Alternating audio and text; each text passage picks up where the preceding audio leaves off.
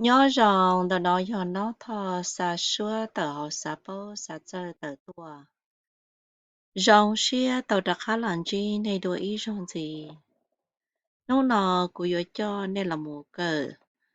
Cho lù, ở bên là lù là bên là lù ở bên mua là tụ phò. Nó ya phừ, nó ya phừ, nó ya phừ.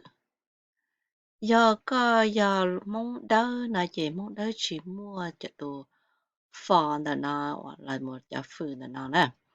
Cho nên nó chỉ là chỉ đó món lần nè, món lần chỉ chỉ tụ mà tụ phò nhá đồ hậu. Thọ bé một thả cho đồ tụ ho lỡ nó chỉ cũng mà lấy ho thản chuẩn gì mũ.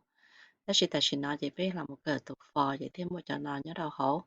Chỉ cho nó chỉ là món lần vậy thì chỉ cho luôn ở một tụ phò nhá đồ hậu nó. Để phứ, yeah, sweat. Phứ, yeah, bottle. Phứ, respect. Của được anh nhận đùa. Phừ, sweat. Phừ, bottle. Phừ, respect. Chọn gì tận đây nó của yếu cho nên một say cho cá mót của yếu mót cho lù nó cho là một sầu và cá lù nè. Tờ nó sự hại tìa. Cú tờ phừ.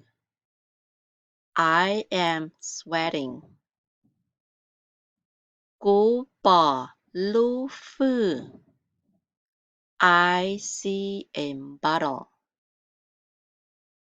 Cú phừ, cú tù si phừ. I respect my teacher.